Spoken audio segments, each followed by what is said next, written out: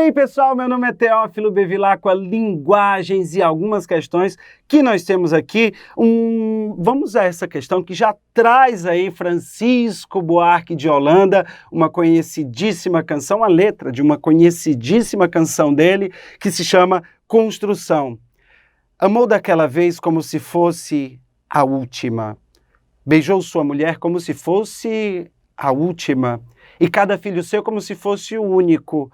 E atravessou a rua com seu passo tímido, subiu na construção como se fosse máquina, ergueu no patamar 4 paredes sólidas, tijolo com tijolo, num desenho mágico, seus olhos embotados de cimento e lágrima.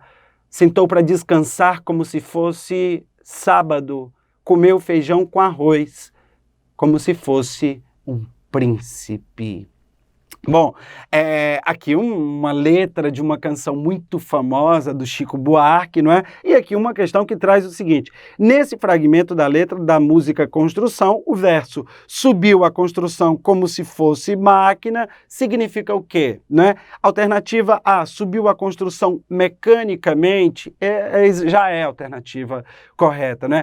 Subiu a construção como se fosse máquina, não é? Isso faz até lembrar aquele filme do Charles Chaplin, o Tempos Modernos, né? Quando uma personagem e tal, ela sai ali daquele ambiente de produção fazendo a mesma coisa, o mesmo movimento, indo para casa, porque passou o dia fazendo aquilo. Quer dizer, por trás desse verso, há aí uma ideia de que o trabalho desse operário em construção é um trabalho igual, é um trabalho braçal, é um trabalho que não envolve muito mais a questão física nesse sentido, não é? Quer dizer, a pessoa acaba se habituando e acaba trabalhando maquinalmente, não é? Devido à reprodução dos mesmos movimentos, daquilo que produz. Então subiu a construção como se fosse uma parte da engrenagem, apenas a parte de uma engrenagem, né?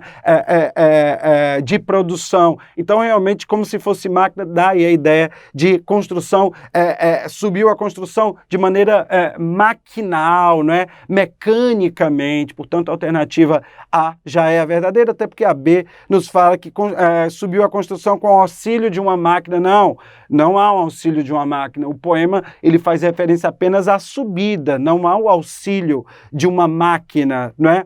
C, subiu a construção de maneira insegura, como se fosse máquina. A gente não pode relacionar o como se fosse máquina ao de uma maneira insegura, não é? Não há uma relação de sentido, uma relação semântica propriamente aí ligada. E D, subiu a construção rapidamente, né? Não há o modo, como o Chico, ele faz aqui uma comparação, né? Do modo de subir como se fosse uma máquina, né? Quer dizer, a ideia de máquina não necessariamente está relacionada à ideia de rapidamente. Há máquinas que são lentas, por exemplo, né? Então não há uma relação de sentido apropriada entre o que se coloca no verso e o que se supõe ou o que se sugere aí na alternativa D. Portanto, de fato, a alternativa A é a alternativa correta. Uma outra questão, dentro desse mesmo universo aqui, desse fragmento de música do Chico, sobre o trecho citado, responda as questões. A, quem é o sujeito destacado? É o operário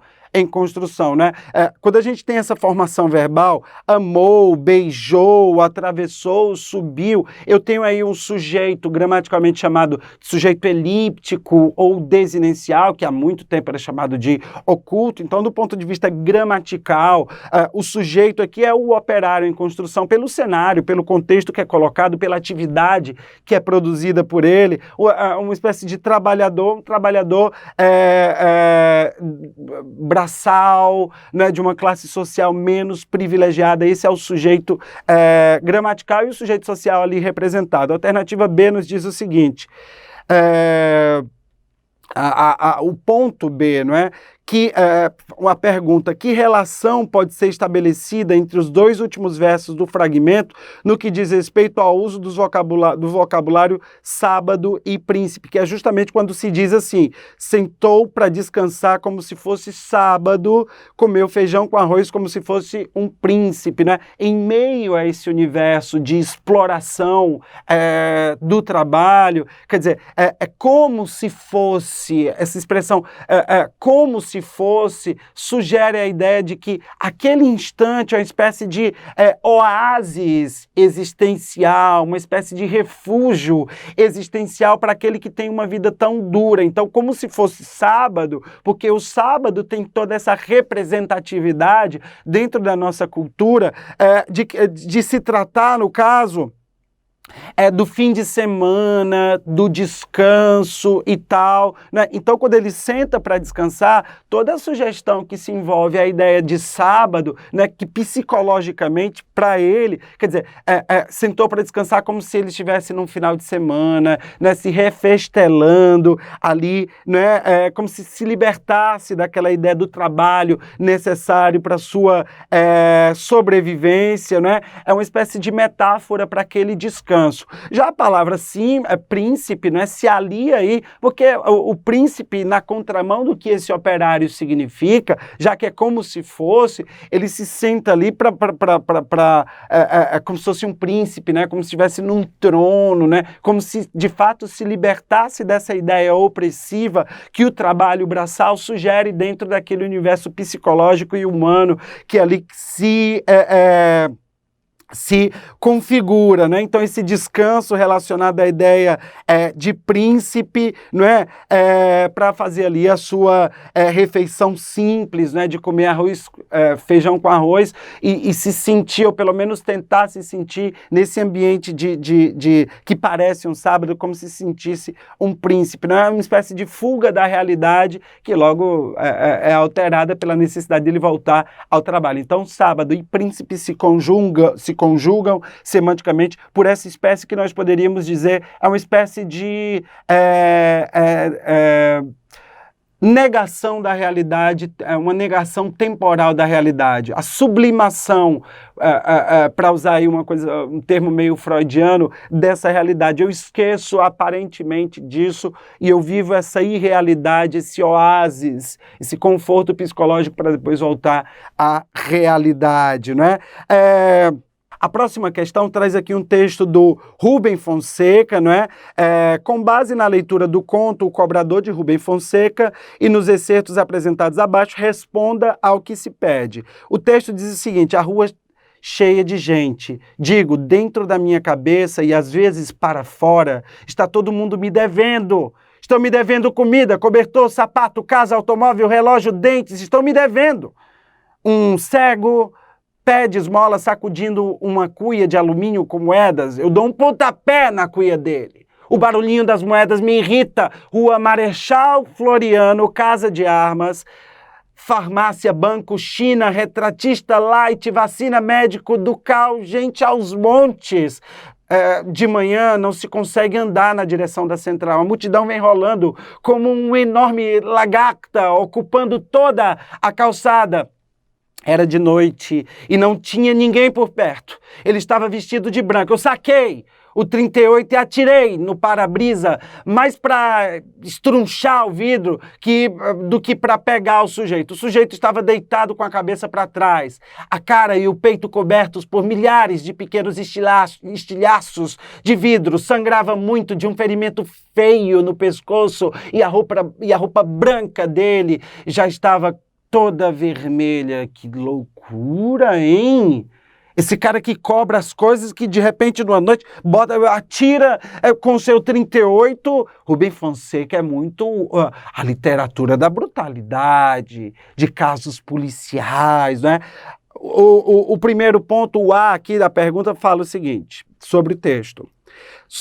Sendo o personagem um cobrador, o que suas cobranças demonstram a respeito de sua condição social, psicológica, emocional, ou seja, o que motiva o seu ódio? O que motiva o ódio dele é essa posição social, né? Ele, do ponto de vista existencial, psicológico, ele é muito pobre, porque parece que ele vive só desse universo de cobrança, é muito estressado e quer descontar esse ódio do mundo em alguém, como ele faz ali com a ideia do 38, né? Então, é uma pessoa existencialmente pobre, porque tem uma existência muito fechada dentro de um universo de cobrança e de ameaças e tal. Então, do ponto de vista emocional, é isso, né? Então, ele acaba ficando meio perturbado, né? Uma perturbação nele, ele sente raiva dessa condição, parece que ele é estressado com o fato de ele não poder sair dentro desse ambiente de cobrador, né? De viver essas mesmas artimanhas e tal. Então, ele fica passível de cometer uma brutalidade com o primeiro que aparecer, como ele fez aí, atirou no primeiro pela frente, né? Então esse é um quadro assim bem genérico a respeito da personagem. O B nos diz o seguinte: identifique duas situações que apontem para o que se tem chamado de ultrarrealismo ou hiperrealismo, característica marcante da prosa de Rubem Fonseca, e apresente exemplos retirados do conto ou dos excertos. Gente, o ultrarrealismo e o hiperrealismo é essa tentativa de buscar representar a realidade de uma maneira fidedigna, mesmo que ela seja brutal, mesmo que ela seja, por exemplo, escatológica, nojenta, mesmo que ela imponha a representação de fatos absolutamente brutais ou absolutamente dantescos. O hiperrealismo tenta realmente, com uma linguagem muito objetiva, e o Rubem Fonseca é um exemplo disso, né, representar essa realidade da maneira mais cruenta, mais cruel, não é? Por isso que é hiperrealismo, não é? A questão da violência urbana, por exemplo, da realidade da contemporaneidade, não é? Então, essa maneira meio desproporcional que as personagens atuam, que na verdade reflete a própria humanidade, né? A própria maldade humana, por exemplo, o próprio desmando do homem em relação ao outro e tal. Então, quando a gente vê aqui, saquei o 38 e atirei no para-brisas, mais para estrunchar o vidro do que para pegar o sujeito, e mostra a ideia, a imagem da pessoa sangrando a roupa, né? Vão se criando essas imagens. Isso é extremamente realista, próximo ali do contato, o contato verbal com a realidade, né? Então, é isso. Eu espero que vocês tenham entendido e até o nosso próximo encontro.